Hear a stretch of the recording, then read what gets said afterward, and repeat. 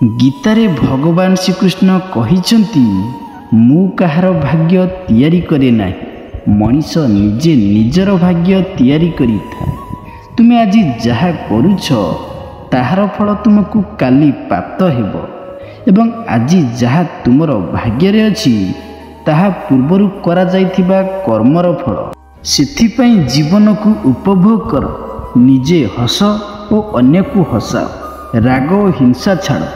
कारण मनीषर निश्वास को भी जना न थाए जे से फेरिब कि नाही। जेतेबेले पक्षीटीए बंची थाए सेतेबेले से जंदा पिंपुड़ी पोकजोक आदि खाई बंची थाए, किंतु जेतेबेले पक्षीटी मरी जाए सेतेबेले ताकू जंदा पिंपुड़ी पोकजोक आदि खाती।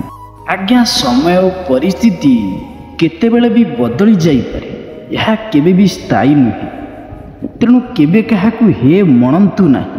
हाँ, आपण आज शक्तिशाली होई पारंती, किंतु मने रखंतु समय मध्य आपणक ठारू आहुरी शक्तिशाली अटे।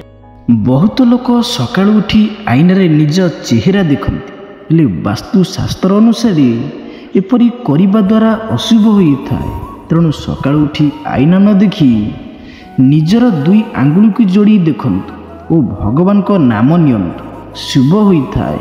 सकाळु सकाळु कुकुर घर बाहर लड़ाई होथबार देखिबे तो ताहले अशुभ होइथाए। एहा द्वारा व्यक्तिर आयुष हानि होइथाए बोली लोक कथा रहिछि। सकाळु तेल लागिथिबा बासन देखिले आपणकर पूरा दिन खराब होई जाइथाए। एथिपई संभव हेले रातिरे एपरी जिनिस को दूर रखी शुअंतु। सकाळु सकाळु मांकड़र नाम नियंतु नाही। जदि मांकड़ को सकाळु देखंती ताहले दिन सारा ठीक समय रे भोजन मिलिबो नाही कि विश्राम मिलिबो नाही। बेले बेले जीवन रे गोटे छोट भूल पई बहुत बड़ मूल्य देबाकू पड़ीथा। काहाकू सब बेले निज जंत्रणा कहि हुए नहीं सत, किंतु एकांतर रे आखिरु दुई टोपा लुह आपे आपे झरी जाए। थरे जणी मनीष कोइला को कहिला, तू जदि कला होई न थांतु किते सुंदर होई थांता।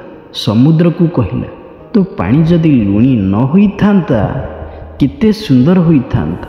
गोलाप को कहिला, तो देहर जदि कंटा न थांता किते सुंदर होई थांता। से तीन जण मिसी एका सांगरे से मनीष को कहिले, हे मनीष, तो पाखरे जदि अन्य मानकर दुर्बलता बाछिबार गुण न थांता किते सुंदर होई थांता। दुनिया रे सबुठारु सुंदर मनीष सिए होई थाए, जे रागी जीवा परे भी केवल गोटिए छोटिया हसरे मानी जाए। जो दिन ठारु तुमर हसर मालिक तुमे निजे होई जीवो, से दिन ठारु तुमको केही कंदेई परिबे नाही।